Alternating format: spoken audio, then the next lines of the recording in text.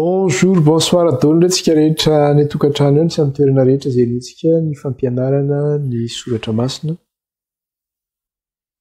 Amarana zany tsika mikasika ilay resaka hoe mikasika ilay resaka hoe vavolombelona roa zany. Vavolombelona roa izay nampahoriana sy nampijaliana ary niezahana novonoina mihitsy moa zany nandritra an'izay 990 taona izay. Ka ho faranantsika zany izy io amin'ity an'io ity ary sitrapon'Andriamanitra dia hiditra amin'ny trompetra fafito isika izany. Alohan'ny zavatra rehetra nefa dia ametraka ny fotoana am-pelantanan'Andriamanitra isika, hiaraka hivavaka isika ary. Jehovah Andriamanitra ray eo, rainay amin'ny alalan'i Jesosy Kristy Tompo ianao. Maranitra avy ny anaranao izay ray, mideranao izay, mankalaza anao izay ary manome voninahitra anao. Voninahitra ny eo an'ilay anaran'ny lanitra sy ny tany izay rehetra eo aminy, voninahitra ny eo an'ny zanak'onitra hatramin'izao koa mandrakizay. Misaotra ray fa mbola nomenao fotoana izay ahafahanay mivavaka eto anatrehanao amin'ity fotoana ity. Eny tsy mahay manao nainona tokoa izay raha io raha tsy mametraka ny fotoananay eo am-pelantananao. Satria na ny famakevitry ny faminaniana dia tsy efa ny olombelona fa amin'ny alalan'ny fanahinao irery ihany. Ka ho karay ny fanahinao mirotsaka aminay amin'ny fahafenoana ka hampianatrinay ny fahamarinanao. Aoka ny teninao ray, hoainao an'izay mahazo azy ary fahasalamana ho an'ny nofo rehetra. Tondra fanasitranana ho anay. Eny maro any koa mbola fahalemena mety vitanay eo anatrehanao. Na eo amin'ny fitandremana ny lalànao, na amin'ny fitorantena kristianina, na ny teny mbola mivoaka ny vavanay, na fisainana mbola hanananay, na fitorantenanay izay mety mbola tsy araka ny sitraponao. Dia fonanay aminao Tompo izany rehetra izany. Mamindrafo aminay ray, mamelà ny elokainenao. Ko mangataka aminao izay Kristy io, diovy amin'ny ranao izay Jesosy io ho afa-pahotana. Sasao amin'ny ranao izay Kristy ho afa-keloka. Ka aoka Andriamanitra, ilay rahan'ny zanak'ondry anie handrakotra anay ihany koa ka miaro anay amin'ny loha sy amin'ny ratsy rehetra. Ilay rahan'ny zanak'ondry ka namarina anay sy hanamasina anay, hampihavana anay amin'ny raha izay any an-danitra. Eo am-pelantananao no metrahana izay fotoana izao Andriamanitra ray. Aoka rehetra tsisy arombaka izay am-pelantananao. Ka dia aoka Andriamanitra mba ho totoy soamantsara ny fampitana ny hafatrao sy ny fandraisana izany amin'ny toerana izay hinoana izany, any tokantrano ihany sy amin'ny toerana izay hinoana izany.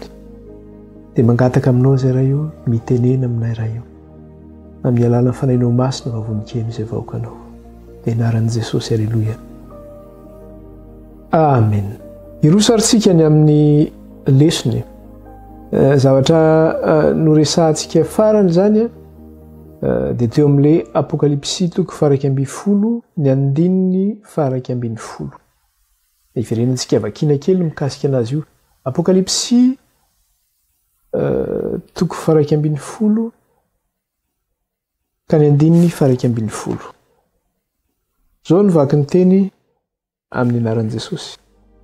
Ary rehefa afaka ny atelon'andro sy tapany dia nisy fanahinaina avy tamin'Andriamanitra niditra tao anatin'ireo ary nijoro tamin'ny tongony izy ka raiky tahotra indrindra izay nahita azy. Mamitana kely an'io zany tsika zavatra efa hitantsika tamin'ny lesona manaraka zany, lesona tany aloha zany io lesona io fa famitinana fotsiny alohan'ny hidirantsika ny lesona amin'ity an'io ity. Ao izy hoe rehefa afaka izy ny atelon'andro sy tapany dia nisy fanahinaina avy tamin'Andriamanitra niditra tao anatin'ireo ary nijoro tamin'ny tongony izy ka raiky tahotra indrindra izay nahita anazy. Io moa ilay hoe ny atelon'andro sy tapany io fa io zany ilay 990 taona zany izay nampahoriana ny vahoakan'Andriamanitra, tsy nafahany nitondra ny filazantsara ny fahamarinana ary namonoana azy ireo mihitsy satria izay mitondra an'izany filazantsara zany dia vonoina ho faty mihitsy, gadraina.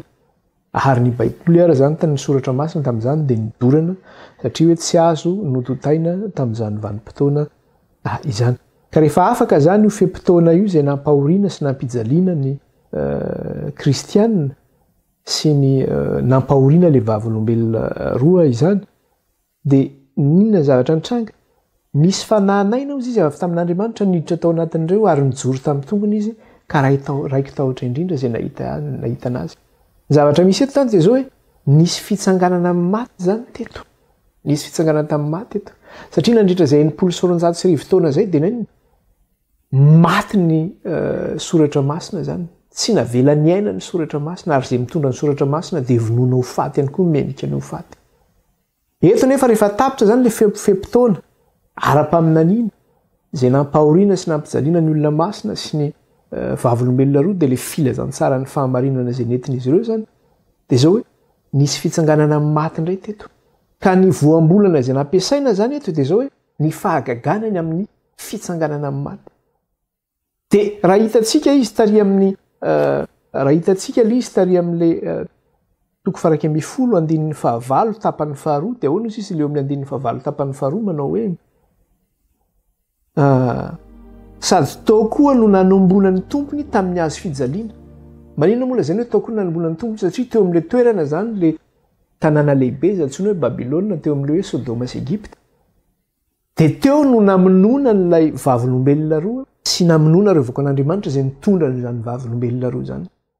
Dia eo nefa ny fampitahana izay nataony dia zao hoe le famonoana le tenin'Andriamanitra zany dia zao nampitahaina amina mantsirana ny Kristy tamin'ny hazo fijaliana mihitsy. Izany hoe rehefa vonoana zany io filazantsara ny fahamarinana io dia iza no vonoana io satria iza ny tompon'ny fanambarana? Andriamanitra ny tompon'ny fanambarana. Tenin'Andriamanitra io. Ka ny famonoana zany an'ilay tenin'Andriamanitra na le hoe famonoana ilay mpitondra ilay afatry ny tenin'Andriamanitra dia famonoana an'Andriamanitra mihitsy tsy mila anao zay Andriamanitra. Famonoana an'Andriamanitra mihitsy zany. Ka raha nanome alika izy ny amin'ilay resaka hoe namonoana ny tompo tamin'ny hazo fijaliana dia eto indray zany avy amin'ilay hoe famonoana ny tompo amin'ny hazo fijaliana dia mitomakaiza indray zany tsika mitondra atsika makany amin'ny fitsanganana amin'ny maty indray zany izy. Dia le fampitahana zany io dia zao hoe nampitahina mihitsy zany amin'ny nahafatesan'ny tompo sy ny fitsanganany ny nahafatesan'ilay fiangonana sy le vavolombelona roa ary ny fitsanganan'ilay vahoakan'Andriamanitra izay mitondra le vavolombelona roa sy le vavolombelona roa ihany koa izany.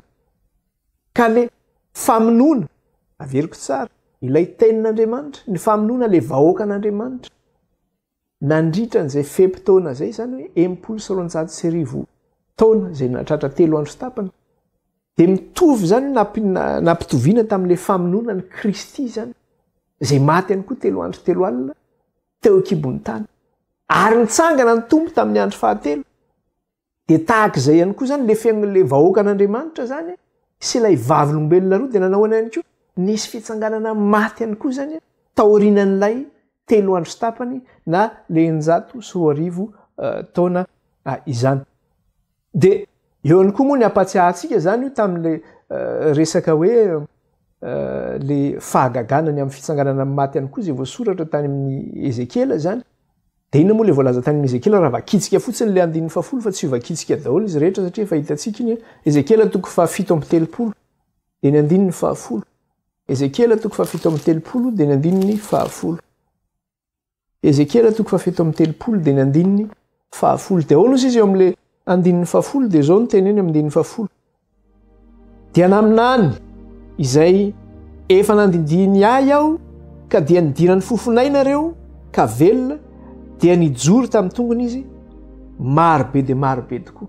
Inona moa zavatra nisy teto? Napahitana fahitana i Ezekela zany dia nisy taolana marobe hitany. Dia rehefa nisy an'ireo taolana marobe hitan'ireo dia hoy Andriamanitra hoe mamina an'io izy mba hisian'io taolana io zany nofo sy ozatra hozy izy ary iaina. Dia naminany Ezekela dia ninona ny fanatona ny taolana nisy ozatra lasa nisy nofo kanefa mbola tsy nisy aina zany le izy. Dia hoy Andriamanitra hoe mamina an'iny indray dia tsofo izy io.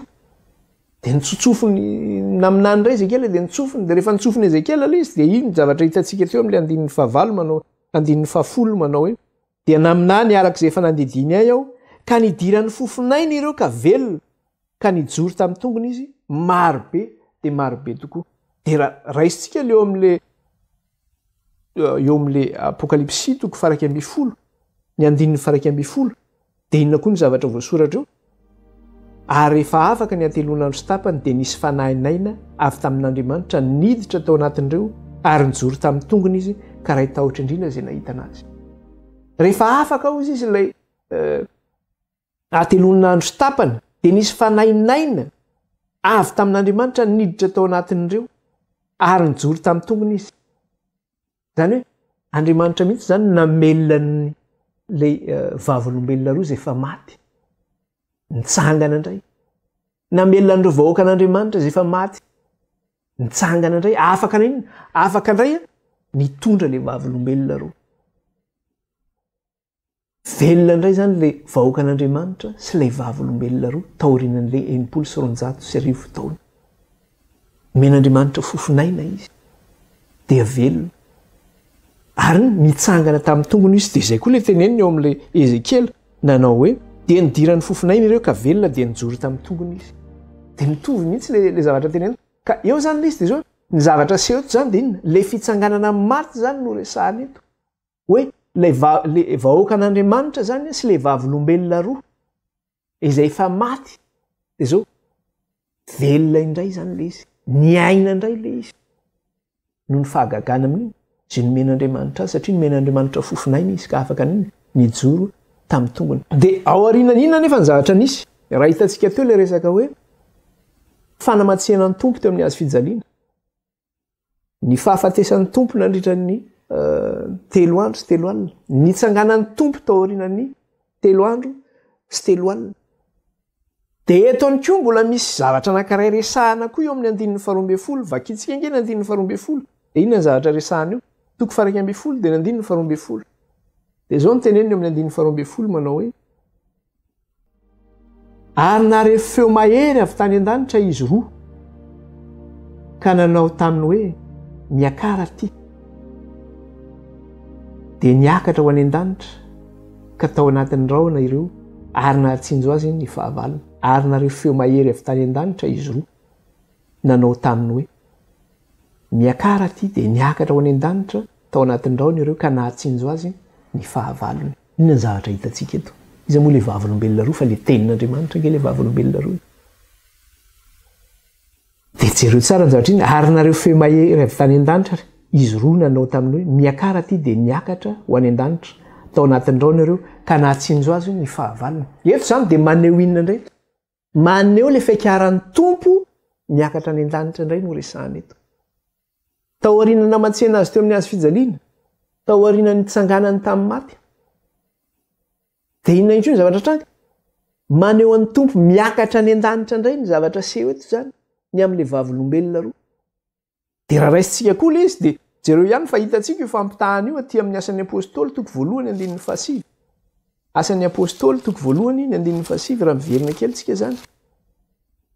Kasika an'izay jerentsika kely inge asan'ny apôstôly toko 1:5. Dia hono izy amin'ny asan'ny apôstôly toko 1:5. Zao ny vaky ny teny amin'ny anaran'i Jesosy. Ary rehefa nilaza izany Jesosy, zany hoe tao aorianan'i Jesosy nitsangana tamin'ny maty zany io rehefa niseho tamin'ny mpianana izy. Dia zao ny nambaran'i Jesosy, zao ny zavatra nitranga. Ary rehefa nilaza izany Jesosy, avy nanome fameperana an'ireo mpianatra zany. Dia hozy ary rehefa nilaza izany Jesosy dia nakarina izy raha mbola nijery izy ireo ary nisy rahona nitondra azy ka tsy hitan'ny masony intsony. Ary rehefa nilaza izany Jesosy dia nakarina izy raha mbola nijery izy ireo ary tsy nisy rahona nitondra azy ka tsy hitan'ny masony intsony. Rehefa avy namepetra azy ireo zany Jesosy dia nijery azy ireo, nijery an'i Jesosy izy ireo. Jesosy nakarina iny. Ary ny zavatra hitany dia zao, raha mbola nijery izy dia nisy rahona nitondra ny Kristy ka tsy hitan'ny masony intsony. Dia jereo koa ny zavatra teneny eo amin'ny Apokalipsy toko 12. Ary nareo feo mahery avy tany an-danitra izy roa ka nanao taminy hoe miakara ty. Dia niakatra ho any an-danitra tao anatin'ny rahona ireo ary nahatsinjo azy ny fahavalona ozy izy. Inona ny zavatra hitantsika eto zany dia zao. Manao sini indray zany Andriamanitra eto. Manao sini Andriamanitra eto. Hoe iza ny tompony fahanambarana io. Mikasika le resaka hoe 990 taona namonoana ny kristianina. Nampijaliana ny kristianina, namonoana ny vavolombelona roa. Izay mitondra izany vavolombelona roa zany. Dia zao, iza ny namono ny tompo teo amin'ny hazo fijaliana? fa reo manao azy ho zanak'Israely angeny namonany Kristy. Ireo farisesy mpanora-dalàna mitondra ny lalàna natao ampianatra ny olona fahamarina no namonany Kristy. Eto ihany koa teo amin'ilay tanàna lehibe iza ny namon'ny tompo indray teto. Zany hoe nisy Golgota faharoa indray teto zany. Dia rehefa hamonona ny tompo teto dia zao le tenin'Andriamanitra mihitsy no novolona teto. Kanefa le tenin'Andriamanitra na novolona azy dia nany mbola nitsangana indray le tenin'Andriamanitra velona indray. Ary tsy vita izay fa niakatra any an-danitra le tenin'Andriamanitra. Manao sinony tompo eto hoe iza ny tompony teny. Jesosy Kristy ny tompony teny, manao sininy tompo eto. Iza ny tompony fanambarana. Tsy za zany ny tompony ty fanambarana ty fa ny tompony ty fanambarana ty. Ary vokatra n'izay fitsanganana amin'ny maty zay sy ny akaran'ny tompo any an-danitra zay. Vokatra ilay hoe tenin'Andriamanitra izay nasiana fofinaina indray ka nitsangana tamin'ny tongony. Dia ho porofony zany fitsanganana amin'ny maty zany dia zao hoe rehefa afaka ny 3 andro sy tapany na le hoe 990 taona zany dia nahenona voalohany zany taorianan'io 990 taona io nanomboka indray zany ny fiantsona ny amin'ny fandeferana amin'ny resaka hoe ara-pivavahana. Fanomezana malalaka ny fivavahana ka tsy hanenjena ny fivavahana tsony. Zany hoe afaka nitoetra zany ny fivavahana taorianan'ny 990 taona. Vokana zay hoe tsy nenjena tsony ny fivavahana taorianan'ny 990 taona. Dia zao nanana fahalalana zany fanaparitahana indray inona ny Baiboly na ny soratra masina. Ka ny association zany na ny fikambanana papiely Baiboly dia zao nitombo ny association papiely Baiboly. Tany Angleterre, tany Allemagne sy tany amin'ny toerana maro samihafa. Raha nandritra ny 990 taona ny Baiboly zany dia tao ohatrany hoe boky maty ny Baiboly. Tsy velona satria tsy navela ny aina io soratra masina io. Dia zao taorian'ny 990 taona dia velona dia tena velona ilay soratra masina. Satria nomena fofinaina izy dia nitsangana tamin'ny tongony izy. Velona dia velona zany ilay soratra masina. Dia nanomboka tamin'io rehefa niroborobo ny soratra masina, ny fampelezana ny soratra masina nanerana n'izao tontolo izao. Dia namerina ny maro tamin'ny fahamarinana indray zany ilay soratra masina. Sy ireo vavolombelona izay nitondra izany soratra masina izany. Namerina ny maro tamin'ny fahamarinana. Ka nanomboka ny sokatra indray masony olona nahita ny fahazavan'ny fahamarinana. Ay ve zao ve zavatra fahamarinana tao? Dia zavatra efa nafenina nandritany taonjato maro. Vokatra n'izay ny Baiboly ny boky maro natota indrindra manerana n'izao tontolo izao. Nanomboka tamin'izany vanim-potoana zany ka hatramin'izao androntsika izao ankehitriny. Hoe ny boky hoe raha eo amin'ny hoe varotra ara-boky zany no jerena dia ny fampelezana ny Baiboly. Io zany ny boky iny. Tsy haiko mandika lizy amin'ny teny gasy hoe boky voatota indrindra zany manerana n'izao tontolo izao dia ny soratra masina tsisy ankoatran'izay zany. Izy zany ny lohan-daharana ny Baiboly zany. Dia nanomboka tamin'ny vanim-potoana io zany dia nanino nahalala ny fahamarinana indray ao anatin'ny soratra masina ny vahoaka zany na nimponina amin'izao tontolo izao izay nafenina tamin'izy ireo nandritra ny taonjato maro. Vokatra amin'izany ihany koa dia zao noho fahamarinana izay io izay nisokatra ho an'ny olona dia lasa maro ny fiangonana izay nivoaka tao anatin'ny Eglizy protestanta. Satria fantatsika tsara fa ny Eglizy katolika no Eglizy katolika irery ihany no Eglizy kristianina taorianan'ny 930 sy 500. Satria tamin'ny 930 sy 500 zany ny Eglizy katolika no nahazo fahefana, zany hoe pouvoir temporel zany, nahazo fahefana tsy refesy mandindy amin'ny resaka hoe autorité religieuse zany, na hoe fahefana ara-pivavahana na ihany koa hoe fahefana ara-politika satria natanjaka be izy tamin'ireo mpanjaka izay nisy teto Eropa izany. Ka tao anatin'izay zany dia nisy vondron'olona izay nitranga, ireo le antsoina hoe réformateur na hoe mpanavao ara-pivavahana. Ka ireo mpanavao ara-pivavahana ireo zany izay nitsanga, ireo ny antsoina hoe protestanta zany, ireo no nivoaka tao amin'ny Eglizy katolika. Ireo zany natsoina hoe hérétique satria manohatra ny fahefan'ny Eglizy.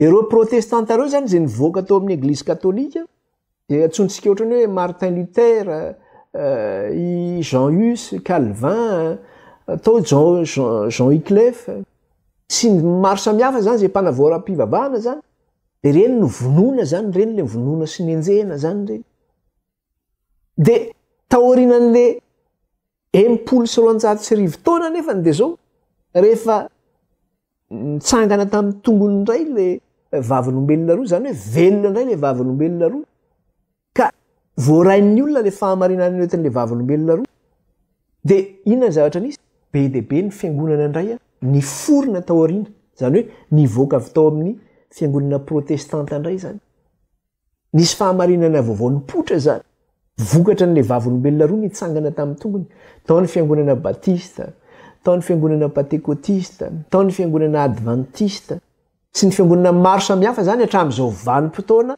iainantsika amin'izao fotoana zao zany de zay mety fiangonana misy amin'izao fotoana zao avy amin'izany fanaparitana ny baiboly zany sy lay vavolombelona roa zay tsy voatana intsony zany zay no mahatonga ny hoe lasa misy anaran'ny fiangonana be deaibe amin'izao fotoana zao vokatra ny fahamarinana sy ny voaka tao zavatra nisy anefa de ty de zao ahoana indray izy eo amin'le apokalipsy toko 110 ny andininy 7 apokalipsy toko 110 ny andininy 7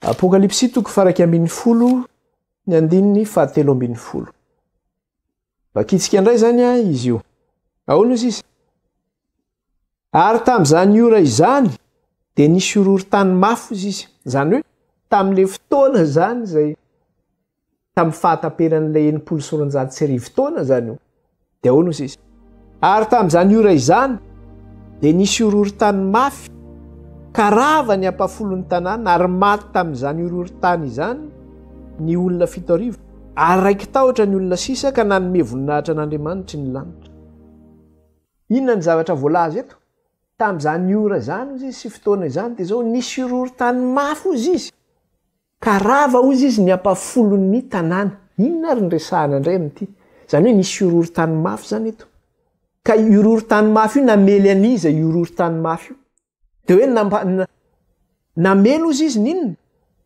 ny averiko tsara le izy teo ary tamin'izany ora zany de nisy ororon-tany mafy ka rava ny ampafolon'ny tanàna rava ny ampafolon'ny tanàna izy io tanàna resahana io le tanàna lehibe io le Babilôna lehibe io resahana io zany hoe le tanàna ny Babilôna zany ty tratran'ny ororon-tany ity rava ozy izy ny ampafolon'ny tanàna zany hoe misy fitsarana zany io fitsarana tonga am'le tanàna lehibe izay naninona izay nampahory ny olo-masiny avy indrindra nandritran'izay 16 taona izay namono ny tenin'Andriamanitra nandritran'izay 16 taona izay de misy fitsarana zany tonga eto naninona ny anjera tam'ilay tanàna lehibe de tsy izy moa zany fa Babilôna zany io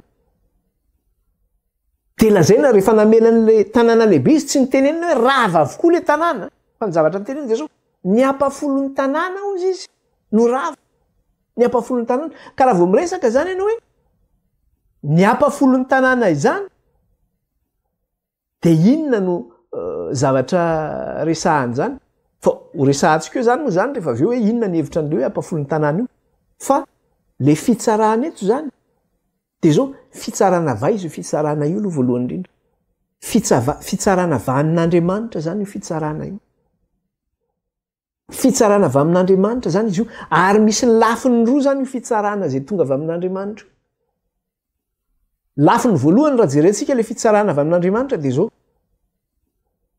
ny eglizy satria ny eglizy zany eto no lazaina fa izy le Babilôna le tanàna lehibe ny eglizy zany lazaina le hoe Babilôna ny tanàna lehibe de ny eglizy zay nanina nanafina le fahamarinan'Andriamanitra zay namono le vavolombelona nandritran'ny 16 taona sy namonany koa ny olo-masony avy indrindra zay nitondra izany vavolombelona izany de zao nitondra vokatry ny zavatra nataon'ny eglizy zany ny famononan'ny kristianina ny famononan'ny vavolombelona roa io sy ny fampahoriana zay nataony sy ny fanagadrana zay nataony sy ny fampijaliana rehetra zay nataony zany de zao nitondra zany io an'le hoe révolution française. Vokatry ny zavatra nataon'ny église zany no natonga le hoe révolution française. Ka révolution française io zany araka le hoe révolution française de tety frantsa izy io no nitranga. Ny révolution française de tamin'ny 1789 ka hatramin'ny 1799 no nisy an'le révolution française. Inona nefa ny zavatra nitranga tao anatin'io révolution française io zany hoe tamin'ny 1798 de zao voadona mafy ny fahefan'ny église. Nahazo koa mafy be mihitsy ny église. Nisy kobay mafy nahazo ny église. Tena hoe voadona mafy izy. De io le lazaina le hoe horohorontany teo. De inona ary io zavatra nahazo ny église voadona mafy io tamin'ny 1798. De ny zavatra nitranga de zao fantatsika tsara fa lay fahataperan'le 1260 année na le hoe 790 andro na hoe 790 taona de mifarana azy io tamin'ny 1798 ka tamin'ny faran'ilay 1260 année io zany de zao tamin'io fotoana io zany no nisy kobay mafy nahazo ny église ka nampienjera ny fahefan'ny église. De izay no mahatonga le hoe nisy horohorontany mafy izy izy ka ny ampafolony ihany no maninona no vozy izy. De tamin'ny taona firy ny tapitra le 1600 taona de tamin'ny 1798 zany hoe tao anatin'le révolution française izany. Inona ary ny zavatra nahazo ny église tamin'ny vanim-potoana io? Tamin'ny vanim-potoana io de nina voenjika ny église tonga ny tafika zany satria izy ny teo amin'ny fitondrana tety frantsa de ny empereur Napoléon Bonaparte zany tamin'ny Napoléon Bonaparte. Napoléon zany no nanina no nanjera ny fahefan'ny église. Ka alohan'ny nanafian'ny Napoléon ny Vatican de zao efa nahozongozony Napoléon daholo ny fahefan'ny église rehetra. Nanerana tety frantsa ary tsy tety frantsa ihany fa presque nanerana ny Europa izany. Nahozongozony Napoléon avokoa. Ary vokatra n'izany fanozongozona n'izany natao zany tsy voata satria nalefan'ny Napoléon miaramila ny nanafika ny église. Nanala ny fahefana teo amin'ny église. De ny rahan'ny Napoléon mihitsy général Berthier nakany Rome, nakany Vatican, ny sambotra ny papa. Ny samborony général Berthier zany ny papa tany Vatican. De rehefa aveo nataony tsestany tety frantsa. Nataony tsestany tety frantsa zany ny papa. Tamin'le toerana anankiray inona moa anaran'le toerana io fa tsy tadidiko indray le toerana. Misy château malaza zay eto frantsa eto. De tamin'izay toerana zay zany amin'le département 77 tamin'izay zany no toerana nandefasany any papa natao sestany izany. Tsy miverina atao tsaiko moa izy fa asiko soratra kely eo ihany rehefa tsaroko le teny. De tany zany papa no nanina no natao sestany zany ny papa tany. Vokatra n'izay niozongozona ny église vokatra n'izay satria ny papa mihitsy no gadraina zany natao sestany. De rehefa nesorina rehefa nogadraina ny papa de inona ny zavatra nisy? Niala ny fahefan'ny église. Zany hoe tsy nanana inona intsony, tsy nanana tsindry tamin'ny fitondram-panjakana intsony zany ny papa teto Europa satria tapaka ny fahefana, tsy nanana fahefana intsony izy. Fa teo ambany fahefan'ny Napoléon izy tsy afaka nanao ninona intsony zany ny papa. De io moa araka le tenentsika teo hoe inona moa ny vokatra n'izay zany? Inona ny vokatra n'izay hoe nahatonga ny papa voasambotra zay? Inona nahatonga hoe ny église voatafika eto Europa tamin'ny toerana maro samihafa? Ny vokatra n'izay de satria nampahory ny olo-maso ny avo indrindra izy. Nandritra ny 900 taona. Namono, nampigadra, nanripaka mihitsy ary ny faly ny amin'ny fahalavon'ny vahoakan'Andriamanitra izay mitondra n'izany hafatra izany. misy teny zay misy ohatrany hoe archive de l'époque zany manao tatitra ny amin'ny zavatra nisy de zao hoe ny antony tonga ny papa hoe nigadra sy nampienjeran'ny fahefan'ny église izy de vakiko amin'ny teny français izy hoe elle n'a causé que des maux à la terre zany hoe raha nitondra loza tamin'ny tany ozy izy ny zavatra nataon'ny église satria ny église de nanonona ny tena nanao hoe divine ozy izy manao azy ho Andriamanitra ka tsy refesy mandity izy fa afaka manao zay tiana ataony satria hoe fahefana avy amin'Andriamanitra no ataony de vokatra n'izay fahefana nananany zay namono an'ireo antsoina hoe hérétique izy de ireo mpanavao ara-pivavahana tao anatin'izany ihany koa guerre des croisades io guerre des croisades io le ho an'ny olona zay manao pèlerinage makany Jérusalema zany de zao alefany nitafika ny église de izy moa nitafika ny église alefany fa les templiers reo zany miaramila ny église reo de reo ny miady am'ireo musulman zany tany satria samy miady any Jérusalema i Saladin sy ny papa zany de Saladin moa musulman zany de nalefa tany ny templier niady ka zay mahazo any Jérusalema zany ny ohatrany hoe mahazo ny tanàna masina vokatra n'izany zavatra rehetra zany de zao le guerre des croisades nisy be deabe izy io na teto Europa koa raha nisy izy io tao ihany koa ny antsoina hoe Saint Barthélemy ny famonoanan'ireo protestanta anetsy ny tety Frantsa loza nge zany massacre nge zany raha mandrika nge zany ka zao vokatra ny zavatra nataon'ny église zany de nao tonga ny fitsarana ho azy ihany koa teto tonga ny fitsarana ho azy zavatra nisy anefa de zao na de teo raha ny fahavoazan'ny église ka ny enjery ny fahefan'ny église voasambotra ny papa tsy nanana fahefana intsony zany akory tsy midika hoe maty ny église hoe maty ny église katolika hoe tsisy tsony zany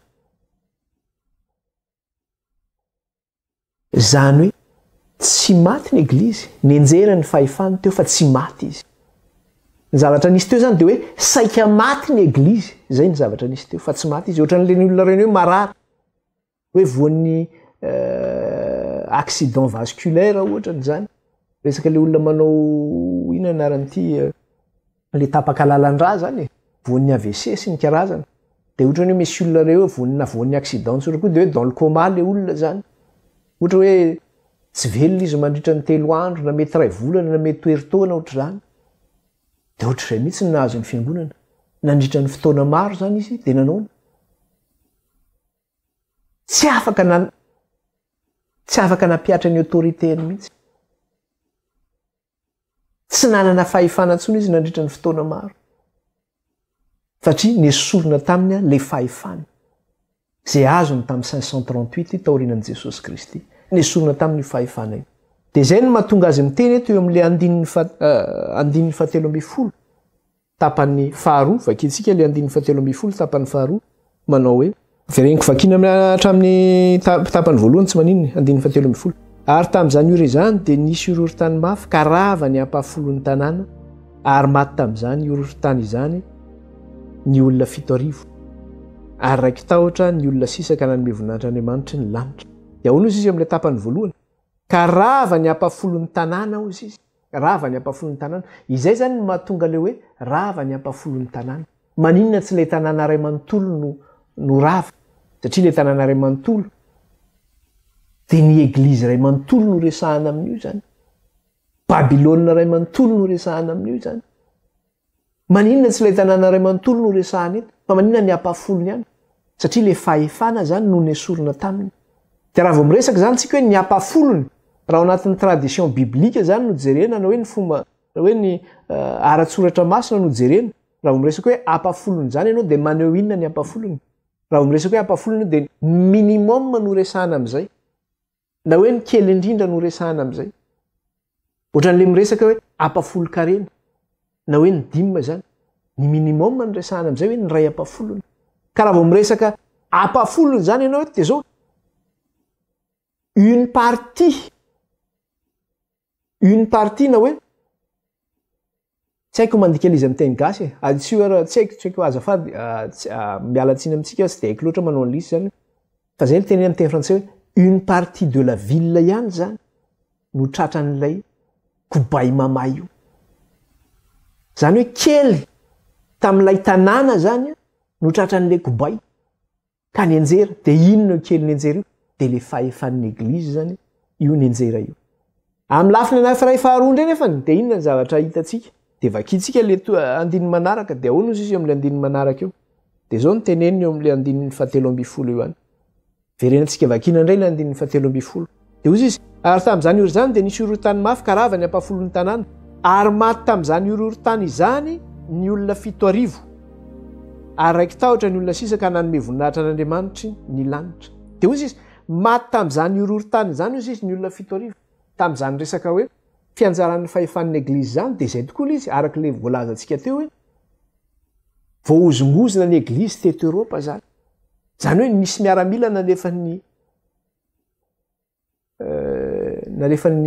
général Bonaparte de Napoléon moa zany nanala ny fahefan'ny eglizy teo nanala ny fahefan'ny eglizy io de nisy ny maty zany 7,000 izy ny maty kanefany izay 7,000 zay ihany koa de misy heviny ara-panahy zany zay inona ny hevitra satria mandray hevitra anankiroa ihany koa zay inona ny hevitra ara-panahy io raha vao miresaka zany tsika hoe 7,000 de ho ny soratra masina raha vao miteny ianao hoe 7,000 de ny zavatra teneniny zay de hoe ny sisa no hevitra an'izay heviny ara-panahy an'izay zany raha vao miteny ianao hoe 7,000 de ny heviny ara-panahy an'izay zany de hoe sisa ny sisa zay resaka kely anga ty amin'ny mpanjaka voalohany aty mpanjaka voalohany toko 8,0 mpanjaka voalohany toko 8,0 de ahoana ozy izy mpanjaka voalohany toko 8,0 de vakitsika ny andininy 7,0 andininy 7,0 de ahoana ozy izy io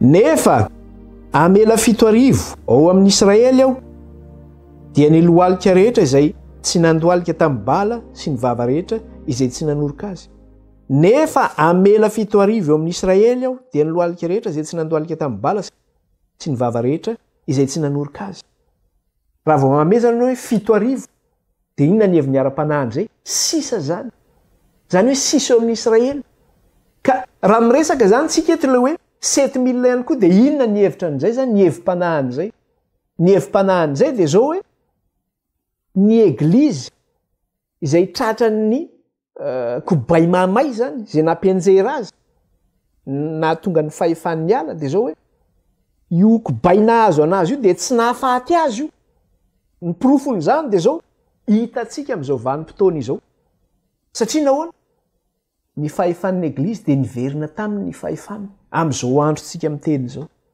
na fahefana ara-pivavahana io ara-panahy eo anivon'izao tontolo zao na hoe fahefana ara-politika manerana n'izao tontolo zao zany hoe tamin'ny vanim-potoana io zany de zao nesorona tamin'ny eglizy io fahefana io fa ho averina amin'ny indray zany io fahefana io ateorina ho averina amin'ny eglizy indray zany io fahefana io ateorina izay ny mahatonga azy hoe tsy le kobaina azy anazy zany tsy nahafaty anazy fa mbola ho velona indray izy zany hoe mbola verina amin'indray io fahefana io de ny profony zany de hitatsika am'izao vanim-potoana iainantsika zao satria am'izao vanim-potoana iainantsika zao de efa tafaverina amin'ny eglizy ny fahefan'ny eglizy fahefana ara-pivavahana sy fahefana ara-politika maneran-tany manaiky azy izao tontolo zao tafaverina amin'ny eglizy io fahefana fa zao tsy mbola iresaka an'io tsika rehefa tonga any amin'ny toko 12 tsika sy toko 13 de iresaka be an'io tsika hoe ahoana io fahefana tafaverina amin'ny eglizy io ahoana io fahefana io tafaverina amin'ny Babilôna io satria mazava ny lesony eto hoe iza le Babilôna fa ny eglizy le lazaina Babilôna eto de iresaka an'io tsika rehefa tonga any amin'ny toko 12 sy ny toko 13 vakitsika ny andininy 14 ao amin'ny apokalipsy toko 1 ny andininy 14 ahoana ozy izy mamarana le lesona eo zany tapitra zany ny lesona mikasika le hoe vavolombelona roa izany de iresaka zany sika to inona indray nyresahana eto am'le andininy faefatra amby folo de ny zavatra resahana eto de mapiditra izy ny am'le fitsofana ny trompetra fahafito izany apokalipsy toko faraky amby folo de ny andininy fa efatra ambiny folo de ahoana ozy izy lasa ny loza faharoa indro avy fangana ny loza fahatelo lasa ny loza faharoa indro avy fangana ny loza fahatelo inona ary ty loza fahatelo zay resahana ty inona ty loza fahatelo zay resahana ty raha nyresaky zany tsika ny am'le loza faharoa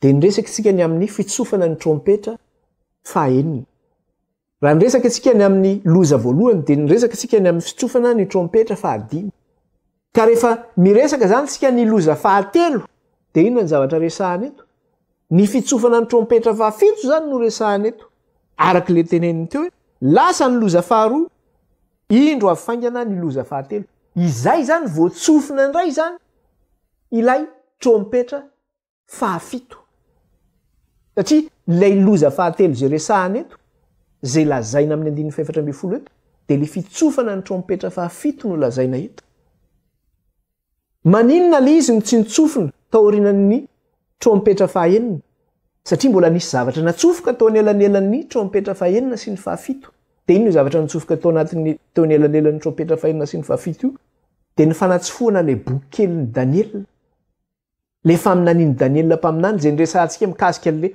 tantsika de efa niresaka le hoe 900 andro nyresaka ihany koa tsika le 700 andro nyresaky tsika tam'le 5 andro tanyle boky kely tsika nyresaka an'io zany hoe tsy maintsy natsofoka zany aloha i boky keliny Daniel io mba ho fatatsika hoe inona ny zavatra lazain'le boky kely de misy zavatra anankiray ihany koa natsofoka tao fa tsy hoe le boky kely any le fandrefesana ny tempoly nanao hoe refeso ny altara ozy izy sy ny tempoly ary isao zay mivavaka ao aminy ozy izy de tao anatin'izay fandrefesana ny tempoly zay de inona moa le fandrefesana ny tempoly fa lay tomboka sehn'ny fanamasina ihany le fandrefesana ny tempoly de anisan'ny zava-dehibe hitatsika tao anatin'izany tomboka sehn'ny fanamasina zany de nyresaky tsika hoe iza io Jesosy io zay tompontsika io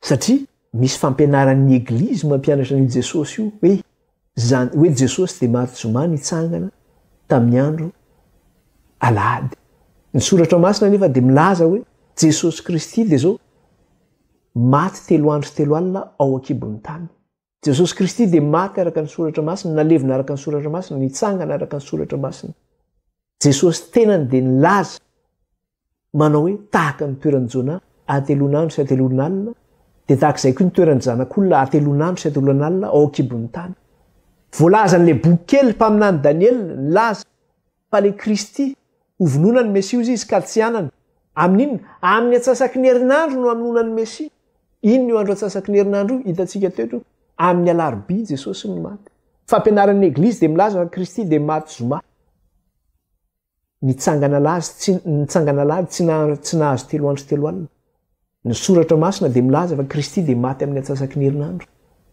ary Jesosy tenany de nilaza fa Kristy de mahazo 3 andro 3 alina akibon'ny tany tahaka ny toeran'ny Jona atelonalina sy atelonandro tao kibon'ny hazan-drano lehibe de rehefa nataontsika teto koa zay de tena nahazo 3 andro 3 alina koa Kristy ary Kristy de zao tsy nitsangana tamin'ny andro voalohany amin'ny herinandro zay antson'ny eglizy hoe andron'ny tompo fa nitsangana tamin'ny andro fahatelo de ino io andro fahatelo nitsangana Kristy tamin'ny maty io andro sabata io andron'ny tompoko io andro sabata io ny andro alahady zay nilazaina fa hoe nitsanganan'ny tompo tamin'ny maty de nataon'ny eglizy ho andro fivavahana iankofan'ny olona rehetra fa ny andro sabotsy kosa zay nitsanganan'i Jesosy Kristy tamin'ny maty sabatan'i Jehova io andron'ny tompo io le tena andron'ny tompo io no nitsanganan'i Kristy io nijery an'izany tsika tato amataratsika hoe ahoana tokoa mikasika an'izany hitatsika tao anatin'ny tomboka sehn'ny fanamasina zany nijery koa tsika tao anatin'izay mikasika le hoe nianatra tsika mikasika ny fanamasina